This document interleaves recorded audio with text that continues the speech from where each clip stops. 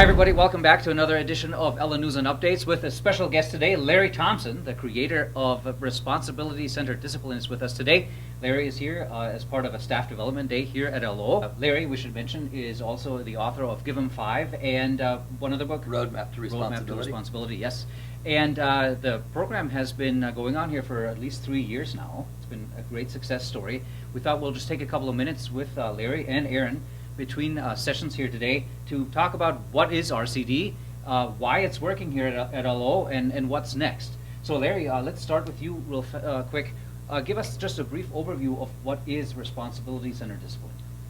Well, Responsibility Centered Discipline started for me a long time ago when I was working in a pretty challenging alternative school setting with kids that have had a lot of trauma, a lot of disruptions in their schooling, and we really began to think differently. Is the goal to get control of them so we can have a decent day and get through our day with them, or is the goal really to help them grow from the internal place of more perseverance, more self-control, more so they can take it with them when they get to move on to back to their home schools? So the effort of RCD was always about building a skill inside of them.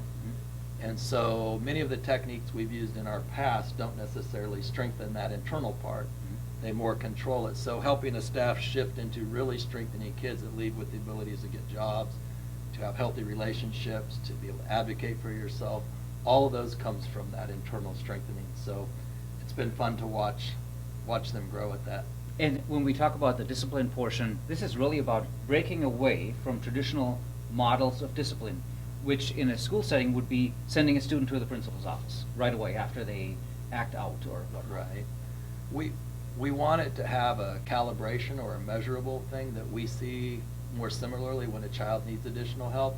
We always see that behavior is a skill.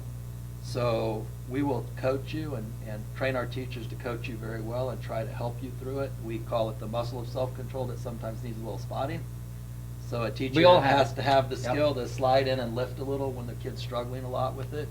But it may be appropriate to have a kid leave a classroom, but we would like the reason that they're leaving for their inability to have the skill to receive the support and help, unless it's a safety concern, and then that would be more immediate. But instead of getting to the office and a child thinking they're leaving because the teacher lacks the skill, we want to shift that back, that they were supported and helped. And once they learn to receive that help, they won't need to leave classrooms for struggles. So there's an empowerment component for the student primarily, I guess, but also for the instructor. Right. And we know that a lot of kids don't have a reason to trust that they're going to be heard and listened to in a tough moment. And so that takes a little layering and practicing before they begin to realize when the teacher comes over and says, we need to talk about this. It's fair, it's consistent, it's firm, but it's spotting and helping if you're struggling. And many conflicts are resolvable when that trust begins to happen between the teacher and the student. All right, Aaron, so we've had RCD here now for at least 3 years. We should mention LO, still the first Minnesota school to implement this program. In your view, how has it been going here? You've seen the changes firsthand, probably. Yeah, it's been going really well. We see less referrals to the office, really that building that relationship with the teacher and the student. We've seen more kids stay in the classroom, which better attendance, which we show better grades. Trevor Carrier, our Dean of Students, does a really good job of tracking those things. So it's going really well. The kids are in the classroom, and I think the environment in general is much better and more positive all the way K through 12 right now. And it frees you up to do principal things, right? Right.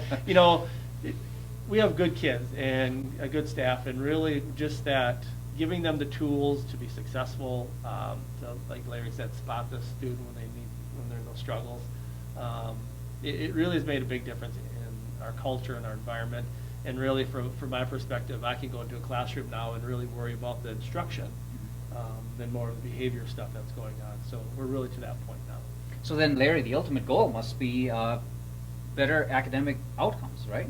Yeah, I feel like we missed the mark a little in education, because when schools struggle with test scores, the first thing we assume is we have to change our curriculum and our lessons, or maybe give them electronics that will help them get engaged. And we've just learned we're still about good lessons and keep the teacher's skills growing, but most of the reason the lesson isn't being effective is the child's inability to persevere, to give their best effort, which is an internal. So if we can start strengthening that from young ages up, of course it's going to match higher test scores and better attendance and so many of the things. I think sometimes we just come at it from the externals again instead of strengthening the internal. And you know, some folks might wonder, how did Larry get to be in this field? And you've had vast experience in the field of education in with various roles, right? So you've seen it all. Yeah, classroom teacher originally. I was willing to work with some difficult kids, so they convinced me to teach special education. Mm-hmm. So I've had my own self-contained room of kids that could be aggressive and struggle, and then running a principalship of alternative schools, and then traditional school principal, and yeah, just about every role you do in Good school I've foundation had a for sure. chance to try. Yeah. So you're back today. You've paid a lot of visits to our school here, and today, Aaron, is all about sort of expanding the circle of expertise among staff, right? You're involving now more than just the teachers. Correct. We had everybody that's employed by the school district was encouraged to attend today. We had paraprofessionals, our custodians, our kitchen staff, bus drivers, all the people like that. So they hear about it, they see it, but they really never had the initial training. So that was really this morning session was Larry giving them the initial training so they have the background in it. Larry, I have to think back to 3 years ago. You've been sharing a story that I've told many times, and I'd like you to just recount it here. There was one of your visits that almost fell through because of a bad, here goes the bell, because of a bad winter storm. And you still recall to this day an experience that you had once you arrived here. If you want to quick share that. Yeah, I thought of it last night. I came through Chicago flight, and what happened is it was my first visit, and so we didn't know one another yet, and I didn't know the teachers at all. So it was snowing quite a bit. I flew into Chicago, and they grounded everything, and I thought, well, I got to make it because I told them I would be there. So I ran down and got one of the last rental cars, and I just took off, and I started driving, and I actually called a friend and said, hey, what's the weather looking like? I don't see any snow yet. He says, you're going to hit it when you get to the Minnesota area. So I'm driving, and all of a sudden I'm kind of in a bad spot. I'm driving, and there's no cars on the road but me, and I thought, I'll bet this road is closed. Yeah. But I don't know what to do now, except fortunately way ahead there's a semi. I can see it every once in a while, and there's tracks, so I just drive in those tracks. Sure. Well, I make it, and I get into town, and I can't even pull into the hotel because the snow's over the entrance. Yeah. And I go, hotel's lights are out, so it's a lot of problems. And Yeah. I text him and say, I made it. And he says, well, we canceled school tomorrow. And I was like, oh, shucks. Yeah. I don't know what we do. And he goes, let me call and see how many teachers I can get to come. And this speaks volume of your community. I'm thinking 2 or 3. I think all but just a handful made it in, got rides, figured out how to get through the snow and make it. Wow. And a day they could have been off.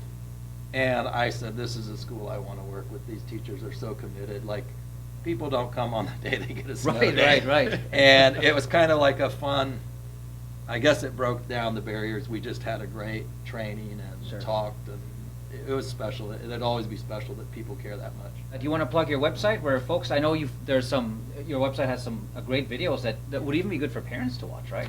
Yeah, we did a parent book years ago because, so many things that we use at school just could transfer to home if they really want to strengthen their children.